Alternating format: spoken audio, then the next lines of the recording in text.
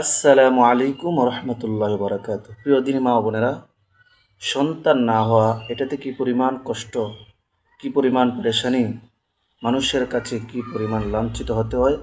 যাদের সন্তান হয় না তারা অবশ্যই আমরা অনুভব করতে পারি।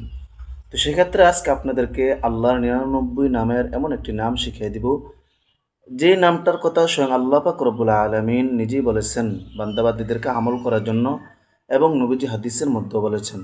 তো আজকে নামটা আপনাদেরকে আমি বলে দিব। এই নামটা যদি আপনারা আমি যেভাবে বলি এভাবে আমল করতে পারেন, তাহলে অবশ্যই অবশ্যই আল্লাহ পাক রব্বুল আলামিন আপনাদেরকে সন্তান দান করবেন। আল্লাহু আকবার। তো আল্লাহর ৯৯ নামের একটি নাম হলো আল মুসাউউইরু। আল মুসাউউইরু, যার অর্থ হলো আকৃতিদাতা অথবা আকৃতি গঠনকারী। আপনারা স্বামী স্ত্রী যদি সহবাসের আগে আল্লাহর এই ৯৯ নামের একটি নাম আল মুসাউউইরু ৭ বার পরে তারপরে আপনারা সহবাস করেন, তাহলে আল্লাহ পাক রব্বুল আলামিন আপনাদেরকে নেক সন্তান দান করবেন। আল্লাহু আকবার।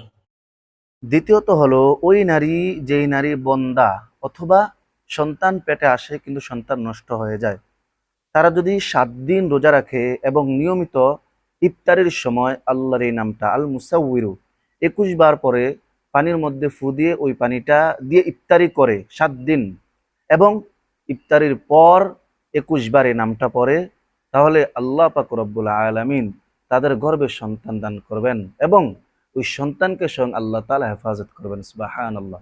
তো প্রিয় দিনী মা ও বোনেরা, আল্লাহর ৯৯ নামের একটি নাম, যেই নামটার কথা আল্লাহ তাআলা এবং নবী রাসূল বলেছেন, এই আমলটা আপনারা আমি যেই নিয়মে বলেছি এই নিয়মে আপনারা অবশ্যই আল্লাহর উপর বিশ্বাস রেখে করে দেখবেন।